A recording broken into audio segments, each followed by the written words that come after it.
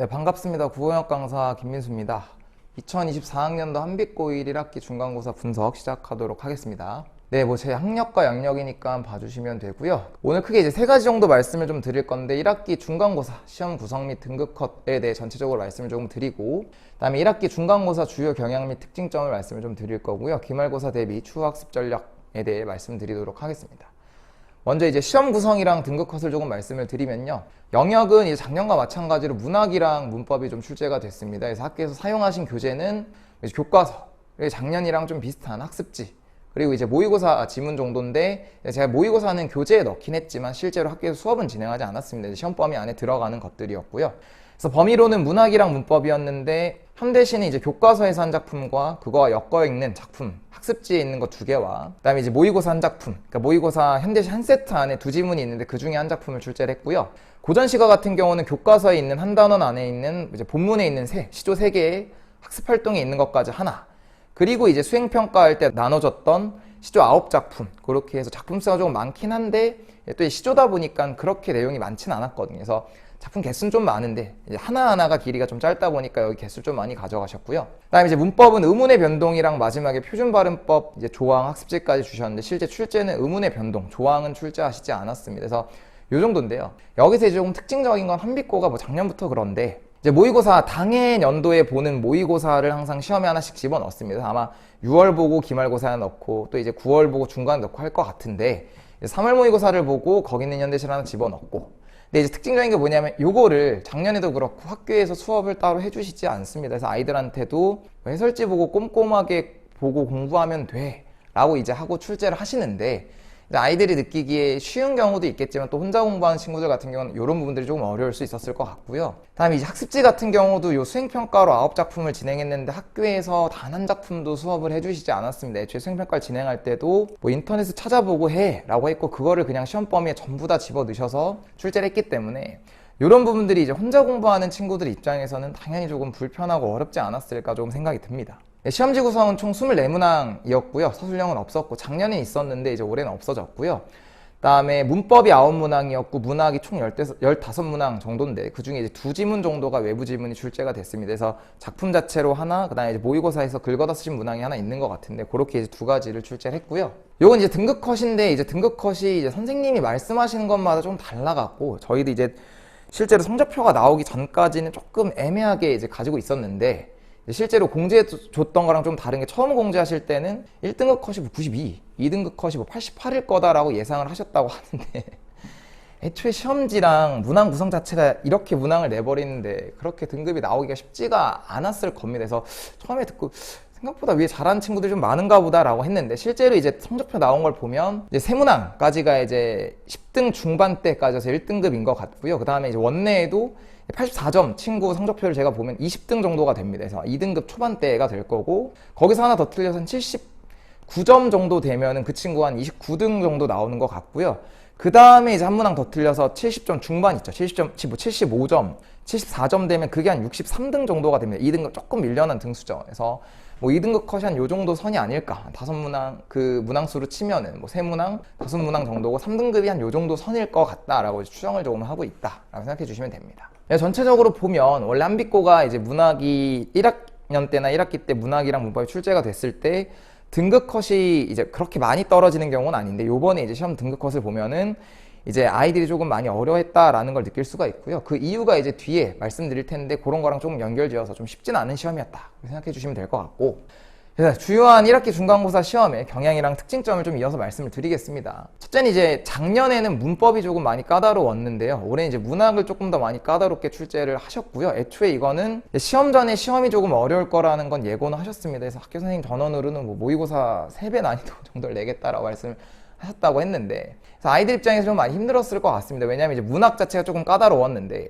내신형 문항도 있었고요. 수능형 문항도 복합적으로 출제를 했고, 또 이제 선지를 만들 때 어휘를 많이 까다롭게 바꿨습니다. 그러니까 수업해 주시거나 알려주신 어휘에서 표현을 많이 바꿨기 때문에 아이들 입장에서는 들어가서 조금 낯설 수 있었을 것 같고, 외부 지문이랑 외적 중거를 활용하는 문항들도 있어서 이걸 예시로 하나씩만 조금 보면, 요 내신형 문항 같은 경우는 이제 확인해 주시면 알겠지만 학교 수업 내용이랑 필기 내용에서 이렇게 이제 외우고 들어가면 맞출 수 있는 문항들이었고요. 오히려 그냥 진짜 그냥 내용으로 풀려고 했으면 오히려 결이 조금 수능이랑 다르기 때문에 까다로울 수 있었을 텐데 저런 건 좀 외우고 들어가서 확실히 아닌 걸 지원했어야 됐고요. 이것도 마찬가지로 비슷한 내용을 필기를 다 해주셨기 때문에 이런 것들은 외워서 빨리빨리 맞췄어야 되는 문항에 해당한다라고 생각해 주시면 되고, 또 이제 외적 중거를 활용한 문항 같은 것들을 보면은 네, 이런 식으로 자화사항 같은 경우를 외부 지문, 그러니까 외부 보기를 붙여서 출제를 했습니다. 그래서 정답이 2번이었는데 실제로 이 문항을 보게 되면 1번부터 5번 선지까지가 내용, 외우고 들어간 내용만 갖고 풀려고 하면 답이 없습니다. 그러니까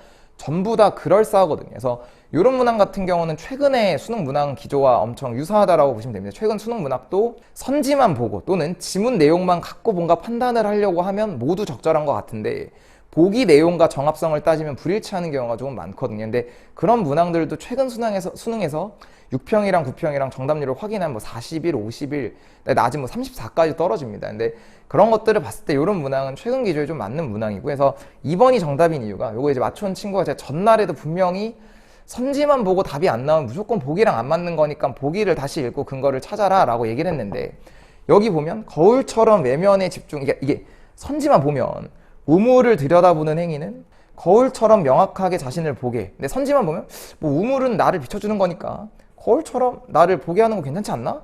그리고 또 비춰보다 보면 외면과 내면을 돌아보는 거 아닌가?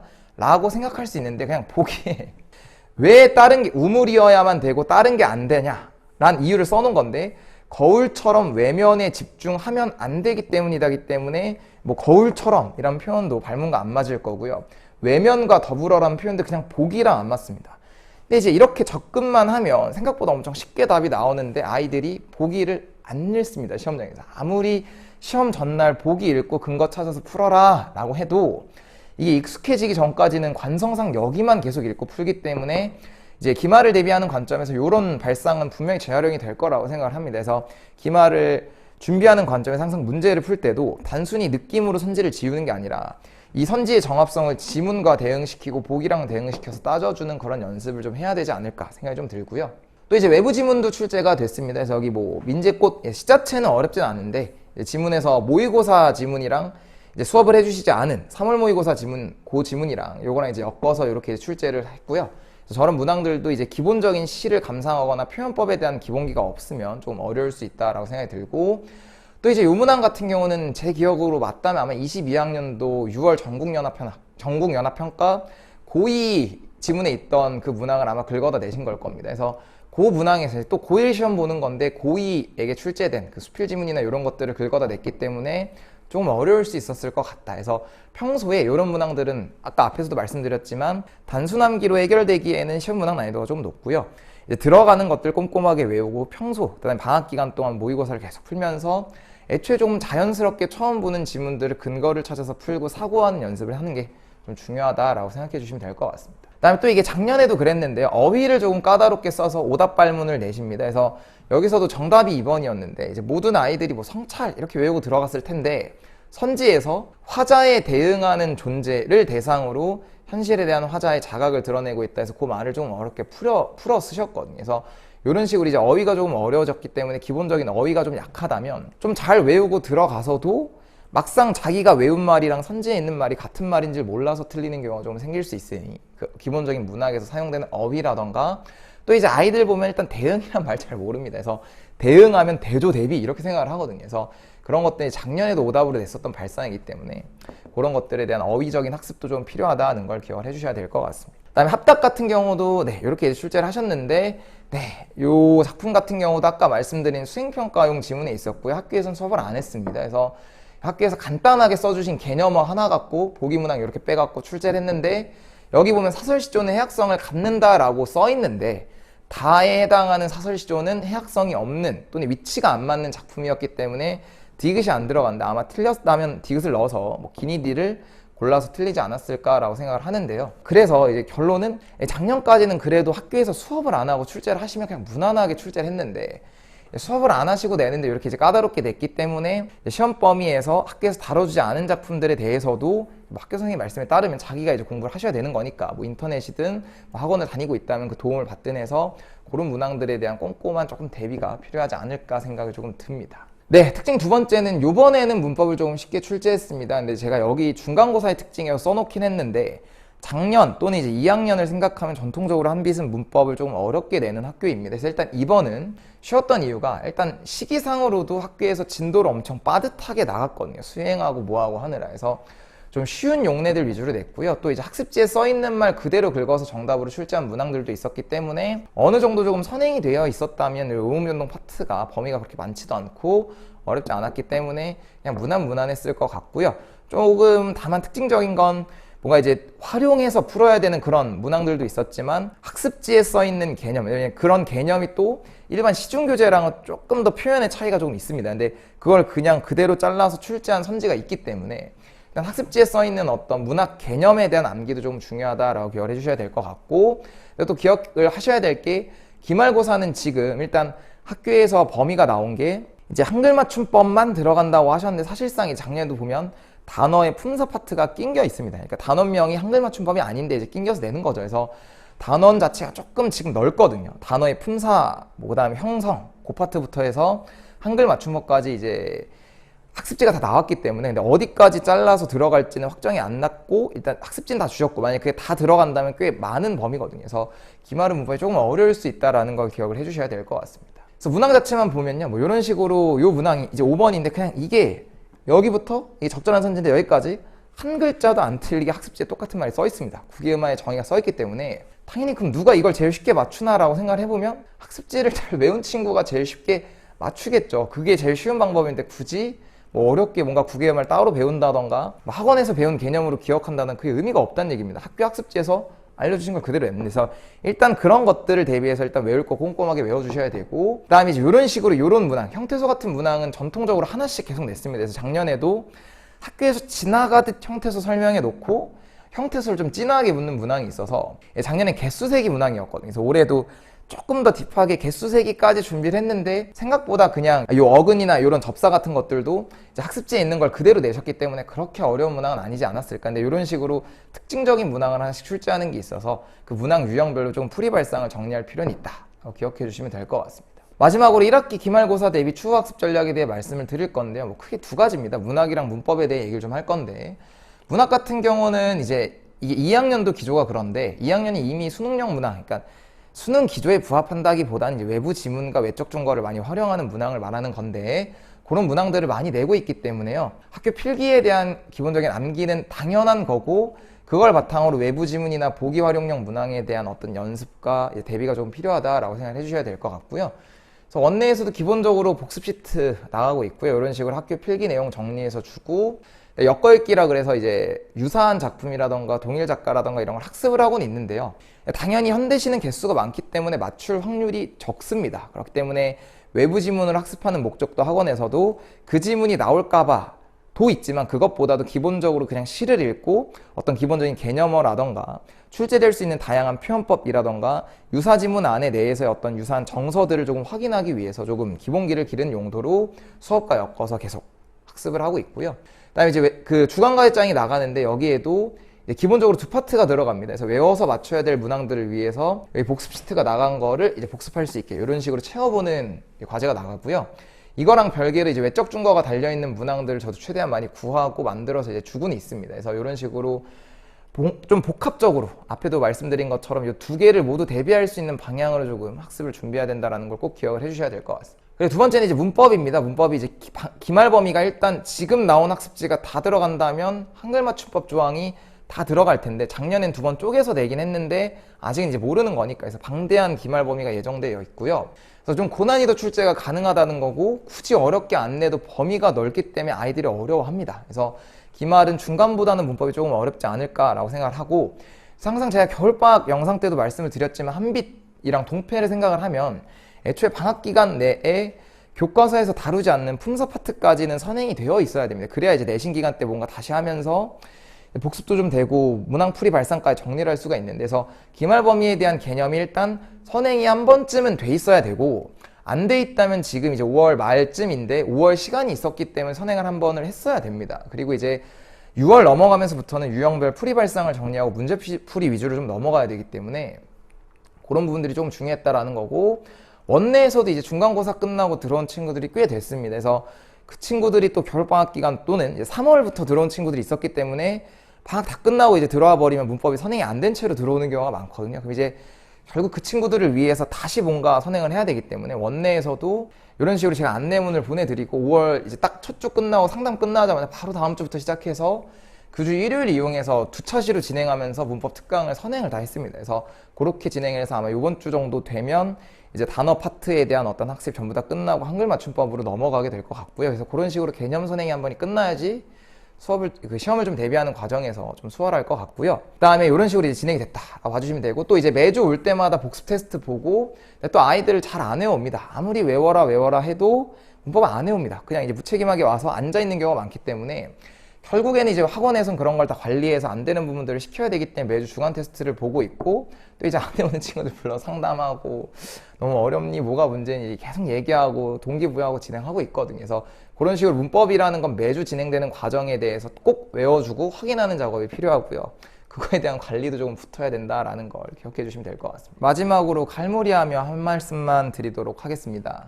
2022년 11월 요 시기가 이제 입시는 이쌤이 개관을 하던 시기이자 제가 첫 개강을 하던 시기였습니다. 그래서 그때 10명 남짓한 친구들과 함께 이제 강의를 시작을 했는데, 그때 같이 시작해준 친구들이 지금도 있고요. 뭐 고3이 된 친구들도 있고, 고2가 된 친구들도 있고, 졸업을 한 친구들도 있는데, 지금도 많이 감사함을 느끼고 있습니다. 왜냐하면 진짜로 아무것도 없을 때 이제 제 수업, 그다음에 강의력, 그 다음에 자료 뭐 이런 걸로만 승부를 봐야 됐을 때 저를 믿고 같이 함께 해준 친구들이고, 또 저 친구들이 열심히 이제 잘 1년 동안 해줘서 어느 정도 성과도 많이 냈고요. 그래서 그때 이제 제가 들었던 생각이, 이 친구들과 이렇게 이제 시작은 하지만 한 1년 그리고 2년 3년 몇 년이 지나서는 단순히 입시는 이쌤의 국어가 아니라 김민수가 국어를 가르치는 입시는 이쌤이 됐으면 좋겠다라는 생각을 했고요. 실제로 이번 시험 딱 끝나고 나서 제가 꼭 이 영상뿐만 아니라 앞에 이제 전주에 먼저 올라간 동패고 영상을 조금 준비하면서 인원수를 조금 이제 매번 체크하는 건 아닌데 한번 이 영상을 준비하면서 확인은 했는데, 꽤 많이 이제 인원이 조금 늘게 됐습니다. 한 1000% 정도 증가가 됐고, 사실 세 자릿수는 작년 말쯤에 이미 넘어갔고요.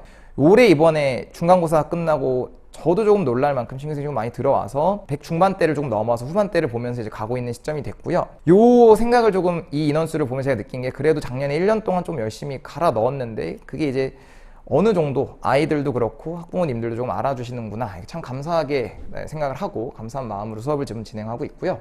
요게 이제 제가 중간고사 끝난 이후 받은 성적표입니다. 그래서 입시는 이쌤 전과목 강사 중 중간고사 이후 수강생 수 대비 최저 이탈률 1위고요. 제가 조금 더 유의미하게 의미를 부여하는 건 두 번째입니다. 신규 등록률도 1인데, 저도 요번에 조금 놀란 게 중간고사 끝나고 단 일주일 사이에 꽤 많은 인원이 추가 등원을 했고요. 그래서 기존의 인원에서 확장한 인원까지 전부 다 일주일 사이 마감이 됐고, 이제 그 인원수가 꽤 됩니다. 그래서 저도 이 영상이 조금 늦게 올라간, 사실 뭐 저는 그렇다고 생각하는 게, 다 어차피 총평 영상을 가장한 홍보 영상일 텐데 사실 홍보 영상을 찍을 필요가 없는 상황이었습니다. 이미 전탄이 마감이어서. 근데 이제 그 기간 동안 저는 차라리 이제 기존의 친구들이랑 좀 상담하고, 이 친구가 뭐가 문제였을까, 그래서 얘기해 보면서 기말 때 뭔가를 좀 더 해줄까, 뭘 좀 더 해줬으면 좋겠니, 뭐가 어려웠니를 물어보고 상담하는 작업과, 또 이제 신규생이 들어오면 항상 상담을 하거든요. 그래서 뭐가 어려웠고, 전학원에서 뭐가 불만이었고, 내가 여기서 뭘 해줬으면 좋겠고, 어떤 걸 해줘야 되겠니 라고 이제 물어보고 상담을 하는데, 그 시간을 조금 많이 썼고요.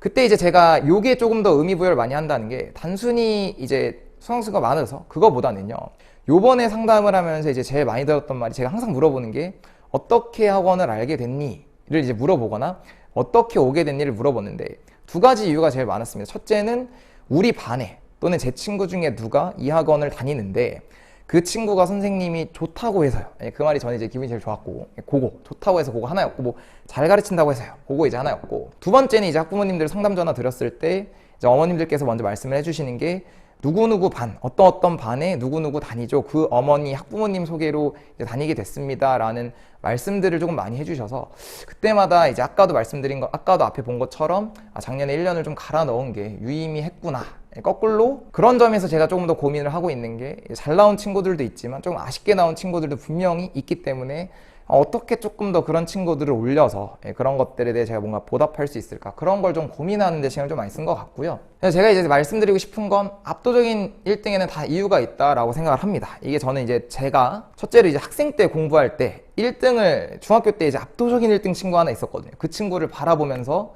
어떤 느꼈던 생각이기도 하고, 그리고 제가 이제 고등학교에 가서 3년 내내 1등을 하면서 들었던 생각이기도 하고, 또 이제 인강 촬영을 하면서 이제 밑에서부터 시작을 하면서 1등 강사를 보면서 들었던 생각이기도 하고, 여기 와서 제가 강의를 하고 아이들을 가르치고 또 아이들이 공부하는 걸 보면서 드는 생각이기도 합니다. 네, 뭐 수업 자료 관리 이제 많죠. 저희 학원만 해도 영상 이제 보시면 이것저것 많은 것 같은데, 차별화된 수업, 복습 시트, 뭐 데이별 주간 과제장, 뭐 상담, 1대1 피드백, 뭐 추가 보강, 새벽 직보, 무료 추가 특강. 그러니까 국어는 걱정하지 않으셔도 됩니다. 저런 것들이 당연히 국어에선 이루어지고 있다라고 생각해 주시면 될 것 같고요. 당연히 저걸 제일 먼저 시작한 것도 작년에 저일 겁니다. 그래서 저는 그렇게 생각합니다. 1등은 2등도 따라하고 3등도 따라하고 4등도 따라하고 5등도 따라하니까 1등이겠죠. 그래서 제가 요즘에 고민하고 있는 건 기존에 있는 걸 이런 걸 홍보한다기보다는 조금 더 저만 우리 아이들에게 줄 수 있는 거, 그 다음에 그 아이에게 꼭 필요한 거, 단순히 이제 모든 아이들을 두고 하는 그런 강의 말고, 이 아이가 이런 게 부족한데 이 아이한테 뭘 해줄 수 있을까, 나만 해줄 수 있는 게 뭔가를 이제 고민하고, 사실 그것 때문에 스트레스를 꽤 많이 받는 편입니다. 왜냐하면 이제 아이들마다 부족한 부분들이 다르고, 또 누구는 선행이 돼 있기도 하고 안 돼 있기도 하고, 그런 것들 좀 고민하면서 기말을 준비하고 있고, 그 과정에서 중간 끝나고 바로 피드백 받은 것들을 다 반영을 해서 조금 더 해줄 수 있는 것들을 채우고 고민하고 있거든요. 그래서 그런 걸 좀 고민하고 있다라고 생각해 주시면 될 것 같고요. 그런 점에서 제가 이제 올해 제 강의, 앞으로의 제 강의가 어떤 느낌이었으면 좋을까를 좀 고민을 해봤는데, 사실 이제 저도 잘 모르는데 우리가 이제 소위 명품이라고 부르는 것들이 있겠죠. 그래서 명품의 이미지는 뭐 이런 게 아닐까 싶습니다. 누구나 갖고 싶지만 또 이제 아무나 가질 수는 없는 거겠죠. 그래서 저는 제 강의도 앞으로 우리 아이들에게 그런 느낌이었으면 좋겠습니다. 그래서 저는 첫째로 제 강의나 제 수업을 듣는 제 친구들이 제 수업을 듣는 걸 이제 자랑스러워했으면 좋겠고, 부끄러워하지 않았으면 좋겠고요. 둘째로는 제 수업을 듣지 않는 다른 학생들이 제 학생들을 부러워하게 만들고 싶었고, 그렇게 만들고 있고 앞으로도 만들어 나갈 겁니다. 그래서 그게 딱 올해 제가 1년을 준비하고 앞으로의 기간을 좀 준비하면서 드는 마음가짐이라고 생각해 주시면 될 것 같고요. 네, 여기 이제 또 중간고사 끝나고 이제 우리 귀염둥이가 수행평가 하는데 좌우명 쓰라고 하니까 그냥 보내준 거여서 제 동표고 영상에 넣었는데 이게 보고 있으면 귀여워갖고, 네, 그런 것들이고요. 사실 이 영상도 마무리로 말씀을 조금 드리면, 신규생을 홍보하기 위한 영상은 아닙니다. 앞서 말씀드린 것처럼 이미 어차피 자리는 다 차 있고요. 아마 이 인원 그대로 추가적인 변동이 없다면 기말고사 대비까지 갈 것 같습니다. 그래서 이 영상은 전적으로 기존의 저를 믿고 이제 중간고사 전 또는 겨울방학 또는 중간고사 이후부터 이제 저를 믿고 아이들을 보내주시고 계신 학부모님들을 위한 거자, 두 번째는 우리 아이들을 위한 영상이고요. 그렇게 이제 남은 기간, 올해 1년 기말고사도 남았고 2학기도 남았는데 남은 1년 조금 더 제가 갈아 넣을 수 있는 거 갈아 넣고 고민할 수 있는 것들을 고민을 해서 우리 아이들과 좀 열심히 노력을 해서 올해는 조금 더 압도적으로 잘해서 더 아이들과 그렇게 더 높이 가겠다는 약속 드리면서 이 영상은 여기서 마무리하도록 하겠습니다. 감사합니다.